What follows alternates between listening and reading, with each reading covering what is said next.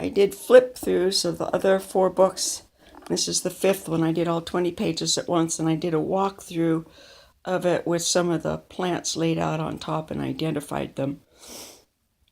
I misidentified some clover as dandelions, and I called the watercolor paper mixed media paper on the initial video. But these came out pretty nicely, and I'll just put a, there we go, finish this up here. Okay, so let's go take a closer look at everything.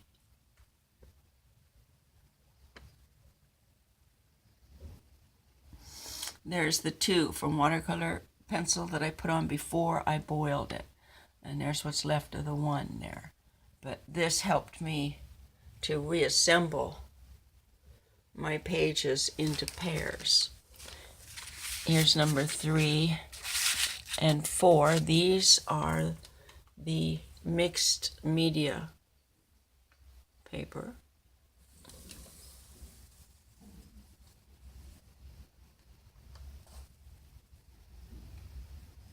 So you see up close, there's a lot of very delicate shading and shapes in there, ghostly shapes. And I think these would be fun for transforming, or even just bringing out what the flowers were. I will try to take a video with all of the flowers that I've been talking about on it. Okay, that's 5 and 6. And this yellow is coming mostly from sourgrass, but you know I didn't put sourgrass in this batch. 6, and then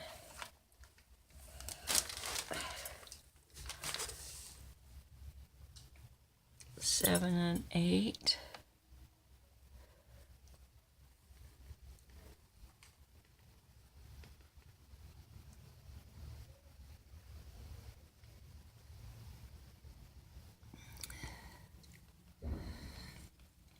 And 9 and 10.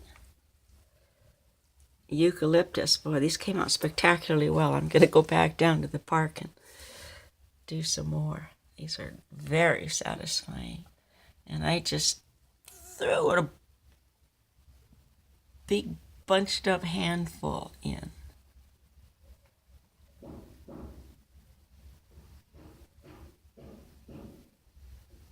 Okay.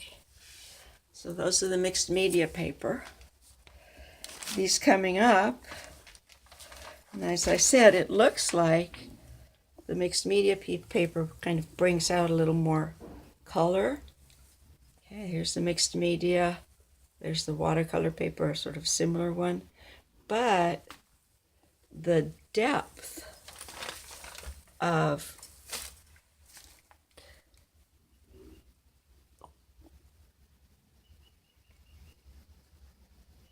layers shows up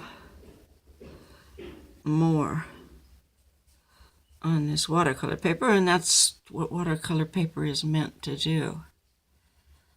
Though this, you know, we found out earlier, this stuff does not like getting all wet and being worked on, but doesn't mind taking a bath with a bunch of hot rocks. Isn't that pretty? So, you know, it's like a little fairy scene. You can imagine going in there with a nice soft watercolor brush. And soft yet pliable. And bringing up some stuff.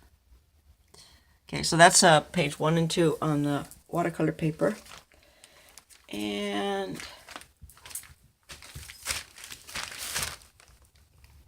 three and 4. And this is what the other sides look like. I didn't put flowers between the ones.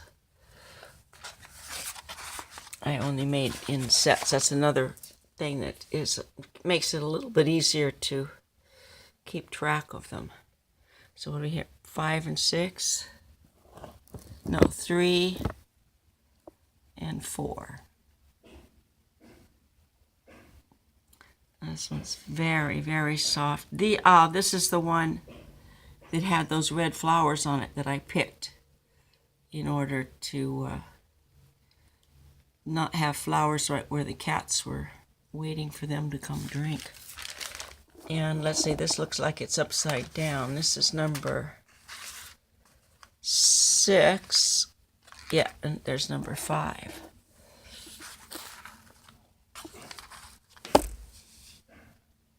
You can barely see that 5, but it's there. Eucalyptus. 2 kinds. There's 3 kinds. There's one, it might even be kind of a pepper tree, but it also looked like it was on the eucalyptus with real long skinny leaves, even skinnier than this.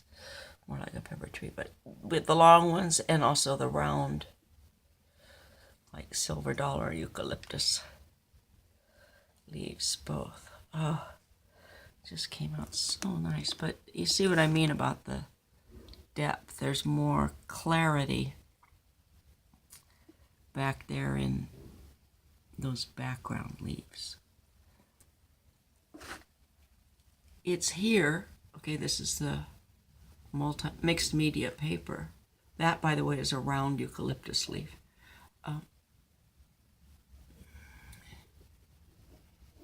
Those shapes are still there, but they're more on one layer than they are on many. So that's the advantage of these papers. Okay, so that was 5 and 6, eucalyptus. California live oak, 7 and 8. Okay, this is 8.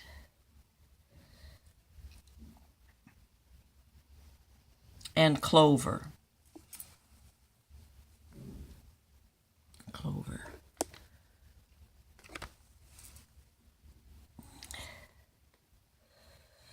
And the live oak doesn't have that oak-shaped leaf. But that's the shape that it has.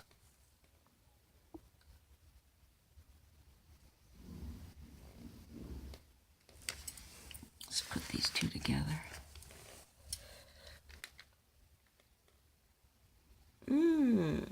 Oh, that's not a color, that's just a shadow.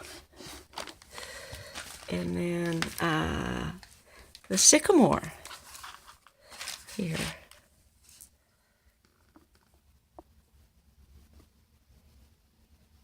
And these were all leaves that I picked up off of the ground. I didn't take them off of the trees. Whereas the leaves and flowers that I've been using on the others have been cut fresh.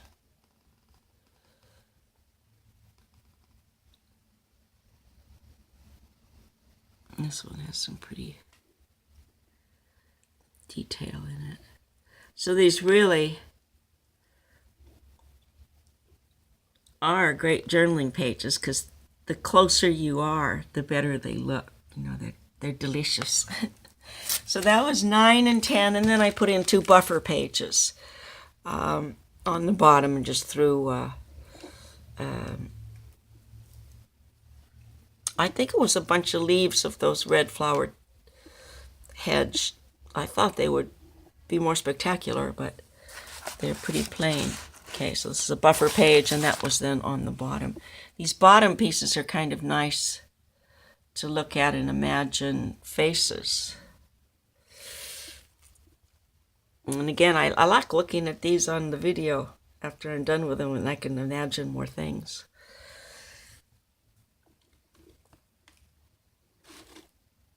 Anyway, that's that. Thank you so much for looking. Please give me a like and subscribe. And it looks like I filmed this one upside down, but I can fix it.